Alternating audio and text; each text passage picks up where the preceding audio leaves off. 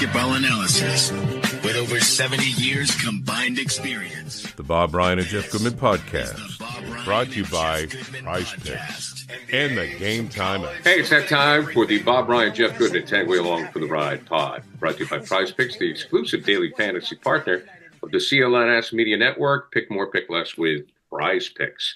Okay, guys, at the time that we're getting together, this evening the Cavaliers will be playing the Celtics, so we have a time-sensitive situation. But I have both of you here, and your schedules are tight this week, so I want to get your thoughts. Bob, just, again, your thoughts on the Cavaliers and the way they have come out of the gate this year. The interesting thing about them is that often when the teams in the Celtics are Exhibit A, because it's happened twice in the last, since 21st century, there's some prominent addition that has juiced the team, that changes things and enhances the situation. There isn't a prominent addition to this team this year. This is the same bunch, except there is one prominent addition. It's the coach. Yes. And he's getting a lot of credit in the world right now for what's going on here. Now let's go back. This team has been good since 21-22. They were 44-38, followed by 51-31, followed by 48-34 last year, and gave the Celtics a lot of trouble even without a key player. They've been hanging around, knocking on the door there, and now they got a coach to tie it all together. That's the interesting thing about them. And their backcourt right now of Mitchell and Garland is averaging a combined 45 points a game, and reminds me of the situation with the 71-72 Lakers when Goodrich and West each averaged 25 a game. We haven't seen anything like that since. But this is the most potent backcourt in the league in terms of pure scoring. I wouldn't trade them for our backcourt, no. But these guys must be honored. So that's the thing about it, is it just, and I'm going to throw this into Jeff's lap now, is it just Kenny Atkinson? It's got some secret juice for these guys, or what's going on? I mean, I think that's part of it. I've talked to some people in the organization, close to the organization, that will say, like, Kenny Atkinson, what he's done, he's mellowed out over spending the last couple of years on the bench with prominent guys who have done it before, Steve Kerr being one of them. He's mellowed, from his days with the Nets. And I think he has learned how to handle some of these guys, right? Like, every little detail isn't quite as important to him. A guy maybe showing up late for, a flight or a bus or whatever it is like that. From what I'm told, that used to really, really get under his skin and he couldn't handle it. Now he's matured and understands how to deal with the egos and the personalities on this team. And frankly, there aren't a lot of egos. That's the beauty of this team that Kobe Altman and Mike Angie put together. Like, I know all these guys. Like, Donovan Mitchell's the biggest ego you got, and he's not that big of an ego by NBA, star standards. Evan Mobley doesn't say two words. Like, the easiest dude ever. Jared Allen's a little bit eclectic, but like a good guy.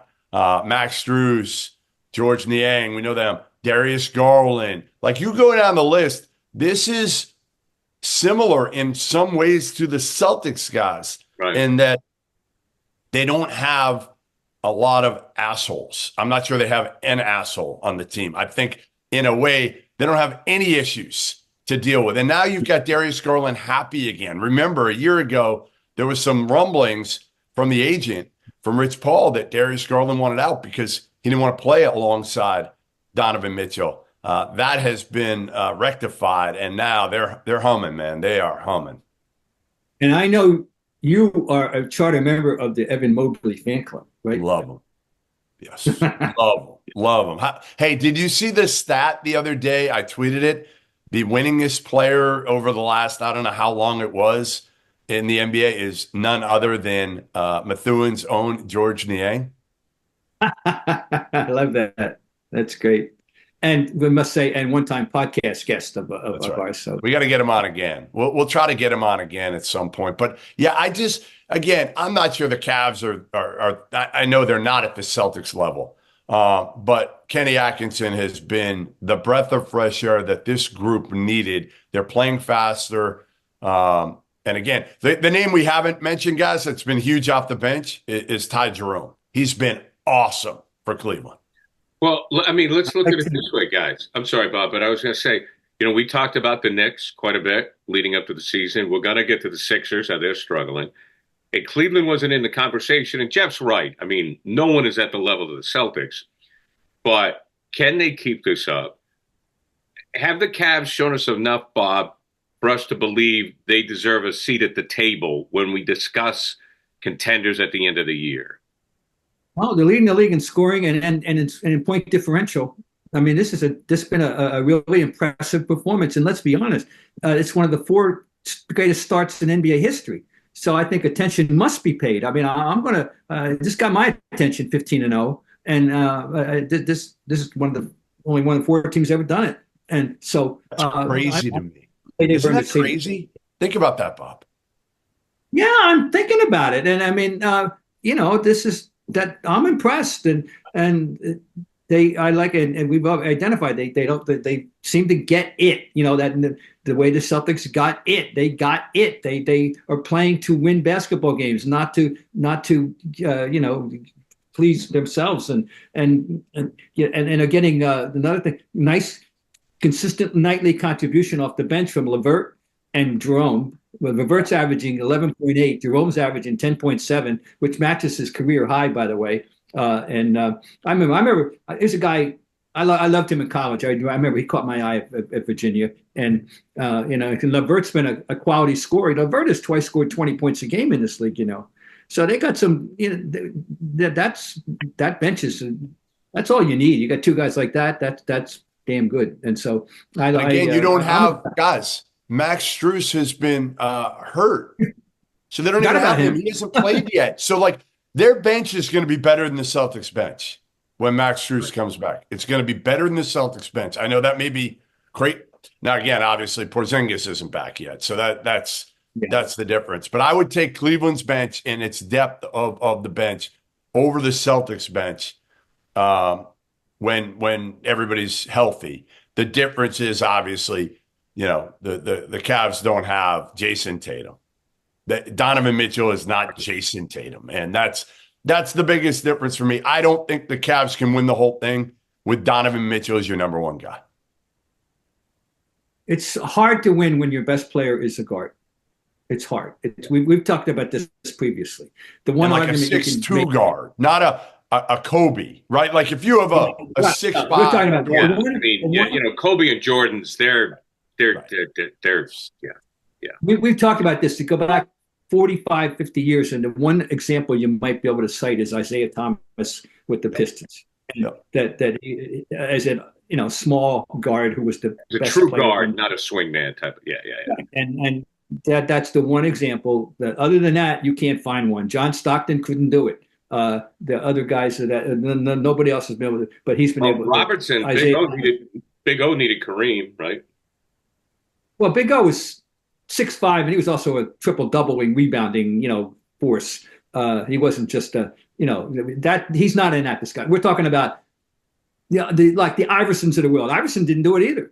He put up some staggering numbers, but he couldn't do it. It's hard. And it's very hard. And if your best player is your point guard who is a 6'1" or 2, it's very, very difficult. So, but I just love the balance. I keep staring at these numbers here: 24.6, 21.4, Mobley 18.1, Allen 14.5, LeVert 11.8, Jerome 10.7. That's where they are as we speak, and that's really, really exemplary balance.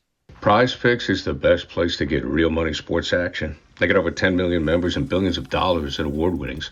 Prize Picks has made daily fantasy sports accessible to all, so you just pick more or less on at least 2 players for a shot to win up 100 times your cash. Your game all season long on Prize Picks. Prize Picks is the best way to get into the action in over 30 states, including California, Florida, Georgia, and Texas. Prize Picks is the only real money daily fantasy platform with an injury insurance policy, so your lineups stay even if one of your players gets hurt or injured. If your player leaves in the first half and doesn't return, Prize Picks keeps your lineup live. Sign up today and give $50 instantly when you play $5. You don't even need to win to receive the $50 bonus because it's guaranteed. Think Steph Curry will get more than 4 3-pointers this week, or Anthony Edwards more than 27 points? Cook up some hot takes with your friends and win real money this basketball season. Get your crew to run your game on Prize Picks. Download the app today. Use code CLNS to get $50 instantly after you play your first $5 lineup. Again, download the app today and use code CLNS to get $50 instantly after you play your first $5 lineup. And, you know, some of the Prize Picks you could be looking at: Luka Doncic for more than 31.5 points, Steph Curry for more than 4 3-pointers, Anthony Davis more than 11 boards, the freak Giannis for more than 29.5 points. Again, download the app today. Use code CLNS to get $50 instantly after you play your first $5 lineup. Prize Picks. Run your game. All right, well, let's move on to the Sixers, because we go from one team that's on their way up to one team that's really struggling. At the time of recording, they're a mess. But, Jeff, when is it? You know, it's early. We understand that. But we didn't think it would be this bad as far as developing chemistry and with the injuries. You know, when's the drop? When's the deadline here that they got to get it together? Christmas? Yeah, I mean, this is ugly. Well, it's ugly because of, obviously, now you've got Joel Embiid sitting out all these games. And in Philly, the one thing you can't do is appear soft. Because if you appear soft, those fans are done with you in Philly. And I said it when they got Paul George. Like, I just didn't like it. I didn't like that addition. And I feel like, you know, to me, the biggest problem, you know, is putting together these teams. And Daryl Morey's been known to do this, guys. It's like he plays like fantasy basketball, right? And he just throws guys together and hopes that the chemistry works and hopes that the pieces fit. And that's not how you build a championship team. That's how you build, like, contend. Yeah, you can be a contender. You throw these dudes together. But Paul George, at this stage of his career, it's not going to work in Philly, guys. It's just not. I thought they had, you know, quietly enhanced their depth, but they're getting minimal contribution from these guys that I thought were going to help them, namely Eric Gordon, Reggie Jackson, and even, of course, Kyle Lowry's up there now. But they're getting, you know, I thought those were sneakily good things. But the one guy that's given them something is Drummond, who can still rebound. He's averaging 9 rebounds a game in 22 minutes. He still can do that. But I thought they had, you know, I thought they had a good offseason, quite frankly. But then you start. But I wasn't as down on George. I wasn't really down on him at all as you are. And then it's a whole Embiid thing, and the way Embiid has gone off the rails personally, as well as it's a mess. In case everybody doesn't realize, you have people, you know, they're 2-11. They're tied with Washington for the worst record in the conference. I know. And I mean, that's how bad it is. And they're last in scoring in the whole league. They are last. And Bob, here's the thing. We both love Tyrese Maxey, right? But if Tyrese Maxey has to be the guy and he doesn't have help, he's going to shoot 41% from the field and 29% from three, which is what he's shooting right now. And there's too much on him. There's weight. He's a great number 2 guy. He can't be your number 1. No, you're right. I got it. To be specific, he's shooting 286. 286 from the. And what's Paul George shooting? What's Paul George shooting? Not much better, I bet. I don't know. It's not good. Surprisingly, they're a mess. No, it's. I mean, I can't imagine the atmosphere down there in Philly. And it's not good. I mean, well, there's been. But what do you do? What do you do, Gary? Do you just say, hey, you know what? Like you said, at Christmas, I would trade Embiid. I mean, I just don't think it's going to work for whatever reason. That they haven't been able to put it together down there. He had a run-in with a reporter. I just don't think. I think he's a great player. I think and I know that they're paying him a ton of money. He needs a new environment. He needs a new coach. I don't know how it works, but I would deal him. If I'm Embiid, I would want to be traded. I would too. I would build around Maxey and see if somehow you can tank this year. Right. Honestly, I would tank this year. Yeah. And get picks, tank, try to get Cooper Flag, or, again, this draft, guys, isn't all about Cooper Flag either. This is a very, very strong draft at the top with Ace Bailey at Rutgers. You got a kid at Texas, Trey Johnson, who's terrific. You got VJ Edgecombe at Baylor. there's a lot on the table at the top of this draft. So if I'm Philly, it's kind of like the Patriots for me. Like if I'm a Patriots fan, you want to lose every single game. Absolutely. There's no doubt. I want to. It's interesting to me, and whenever I hear Pat Riley's name or I see him, I always think of Bob Ryan sitting at Paul Westfall's pool, sharing libations, as the great Sean McDonough would say, drinking beers with Pat Riley and the rest of the Suns in 1976. I grew up hating the Lakers, Bob. I have immense respect for Pat Riley. And I know he's not perfect. I know he's got a big ego, but I go, man, what that guy has done with multiple organizations really is something else. And he's getting a statue in Los Angeles, and it's about damn time. And quite frankly, I think he's a forgotten man when it comes to the Lakers, and I don't think it's fair. Well, it goes way back. I mean, into the 80s, and so I can understand that. But his contribution to that team at the time that he took over, and he went from not being in basketball. He's a carpenter off in the offseason at one point, to sitting next to Chick Hearn, right, to then getting the job and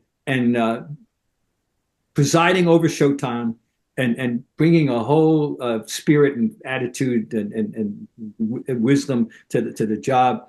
Absolutely. And the most amazing thing about him, though, to me, is the total reinvention of his style, from the Showtime to the thug ball in New York. And I still maintain, I did once ask him, and he didn't want to go all the way there, but I'm sorry, that one play changed his entire life. And that was Kevin McHale taking down Kurt Rambis. Really? And Celtics going from that point on to win that series by out physicaling, as if that's the verb, but out muscling, pushing around the Lakers. And I'm sure Riley vowed it ain't ever going to happen again under my watch for anywhere. And it hadn't. It never did. And of course, in New York, it went to the point where they were the extreme aggressors. And but anyway, he reinvented himself, and not a lot of guys can do that. And any coaching in any sport the way he did, and he did. And but he's an interesting guy. He's a son. His background, in Albany, he's the son of a minor league manager. His father was a baseball lifer, and he was a overachieving 6'2" tweener who jumped center for Rupp at Kentucky, by the way, and had the journeyman career in the NBA and got a ring with the 71-72. Anyway, no, but I'm rambling. He's a very interesting guy, and then to go to become the executive he did in Miami. I mean, he's one of the most intriguing figures in the whole history of the National Basketball Association. Yes, absolutely. So, and he does deserve to be commemorated in LA. Yeah, I mean, I just think so many kids these days have no idea what Pat Riley was as a coach. Like, they just think about him building the Miami Heat, right? Like, my nephews, like, they don't know who Pat Riley was, the coach. And, I still kind of think back to, like, if this guy had continued to coach, which I don't know why did he decide to be an executive instead of, because he was like in his early 60s, I think, when he did that, right? Yeah, you're right. I don't know what that was all about necessarily. No, I don't. But but he was such a good coach. Like, people, again, I guess what I'm trying to say is, like, the younger generation has no idea what this guy did as a coach. They think of him as, which he's done an incredible job of, right, building the culture in that Miami Heat organization to whereas it lasts no matter who's there, right? No matter what the name of the players are. And they've done an incredible job of developing players as well. I mean, who thought Spoelstra? I mean, was anybody championing Spoelstra? To me, look, he had great players in LA. We all know what he did. But to me, his greatest achievement was Eric Spoelstra's the guy, and we all went, huh? He identified, no question. He identified that young man at the time, and Spoelstra, who's now, he can start preparing the speech someday in Springfield. He's going to the Hall of Fame, and Riley identified that he gets full credit for that. There's no question. When I think back to Riley and the fun we had with him, and his way of phrasing things back in the, and when he was in his glory in LA, and helped us look at the game a little differently. And he talked about hidden agendas. Remember that? That's his. And he talked about the disease of me. That you can't have the disease of me.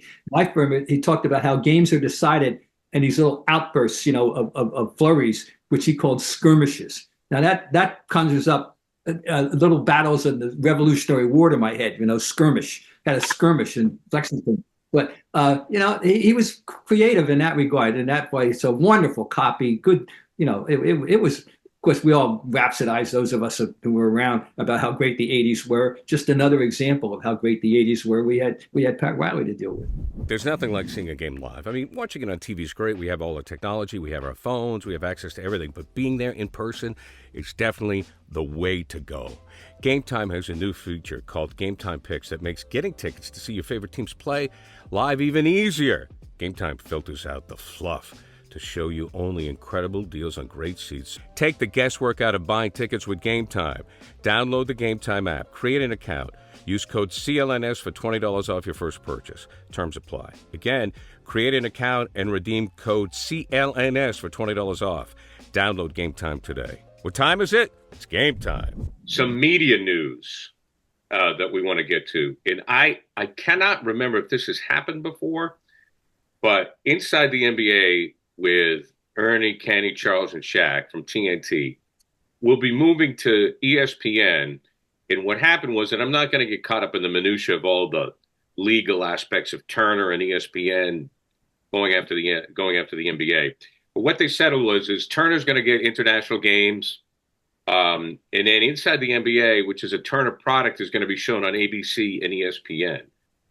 I mean, Bob, this is unprecedented. I'll be honest with you.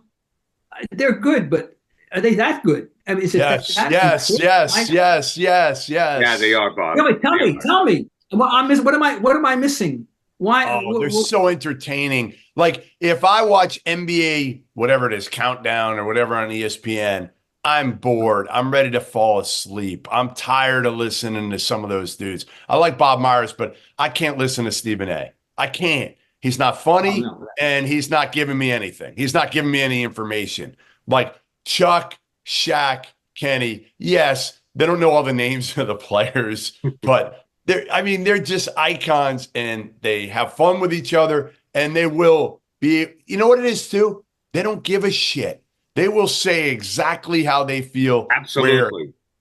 It's led by stuff Charles. About it, Bob. I get it. Like, I know what Bob's saying, but Okay, you know what, guys? The TV guy will tell you. Here's the key to it all.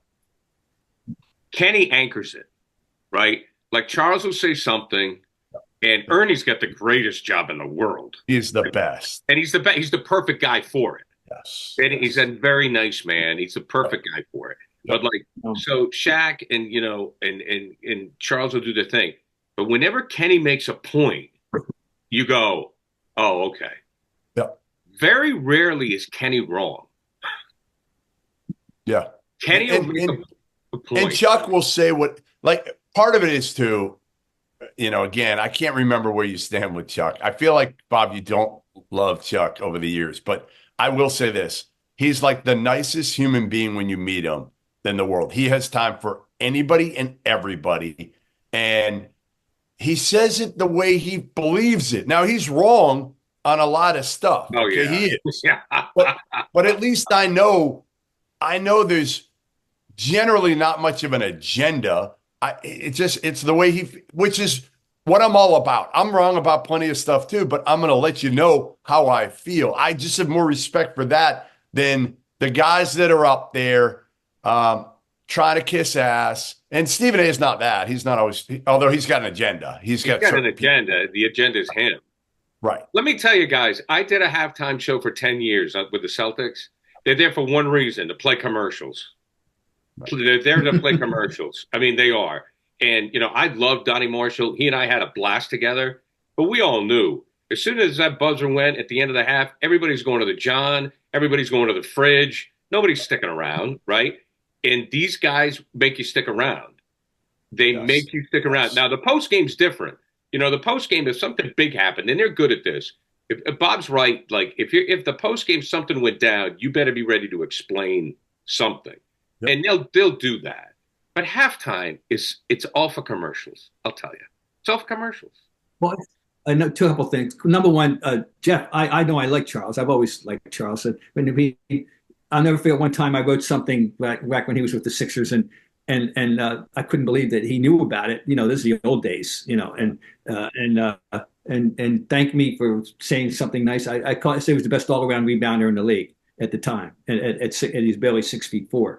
And anyway, I like Charles, and I wanted him at the Hall of Fame, and he's always gracious. So no, he's okay. I was just going to say something else, but I forgot. He's okay. I like that. Well, no, I mean, Bob, he's okay. I remember this story when Red Auerbach died. Phenomenon, though, I mean, Gary, this phenomenon is noteworthy. The idea of the what is taking place here. In the old days when the studios ruled the movie world, actors or actresses could be loaned out from one studio to the other for certain productions. I don't, under what basis, this is like calling back those days. This is the 2024 TV answer to what MGM and Paramount would have done in 1953, swapping or Warner Brothers. And I mean, it's amazing. So more power to, if they're that good. Hey, I'm going to, they're making me pay more attention now. What have I been missing? This is so okay. Yeah, they're definitely something. I mean, real quick, I just remember on Charles, when Red Auerbach died, he made a point. He walked over and he went over to Tommy and he offered condolences. Yeah. Offered condolences. He's just a good human being. He is. Yeah, but he's not going to do the film work Kenny does. That's why Kenny has the pictures. No. You are tight on time, Jeff. Do you have something to say about LeBron James? And then if you want to duck out. No, let's go. Let's give Bob the floor. Bob Love. Okay, let's do that. Bob Love, and I've heard one of the many joys of doing a show with Bob Ryan is I get to hear him talk about all the teams that I grew up watching when I was like 10 years old in Rumford, Maine. And the Bulls were one of them. And Bob Love was always one of those guys that played the Celtics and just could never get over the top. But he passed away, Bob, at 81.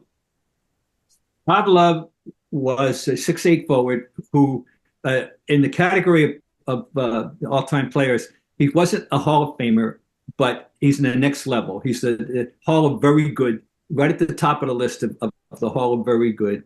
And maybe he was underrated. Maybe I'm wrong. But let me just say, he had a 6-year run from 1969-70 to 74-75 of 20 points plus a game for 6 years in a row. I wonder how many guys in the league. Be interesting to find out how many guys in the history of the league could say that, to have 6 straight years of 20 points a game or more, peaking with 26 in the 71-72. Those Bulls teams, he was the other forward was Chet Love. The guards were Sloan and Wayne Lear, and the center was Tom Boerwinkle. And they were a methodical team coached by Dick Motta that ran a methodical offense and tight defense, and they were miserable to play. You were going to be in for a grinding night every time you played them. Love was a wonderful scorer, mid-range shooter. Of course, nobody needed the three in those days. And he was very efficient. Then that offense centered around those forwards. Just for people to know, those Bulls teams, starting in 1970-71, they went 51-31. They lost to the Lakers in 7. The next year, they went 57-25. They lost to the Lakers in 4. The next year, they went 51-31. They lost to LA in 7 again. And the 7th game was a 3-point game, 95-92. So you can imagine how frustrated they're getting at this point. The next year, they're 54-28. They're swept by Milwaukee. The next year, they're 47-35, and they lose to Golden State in 7. Then game 7 was a 3-point game. You talk about knocking on the door. Right. They're like the Buffalo Bills. But they were a special group. I believe Dick Motta should be in the Hall of Fame. But anyway, Bob Love. Now, one thing I'll quickly, I didn't know when I was my first year covering, and I went into the locker room to talk to in the Bulls locker room to interview him.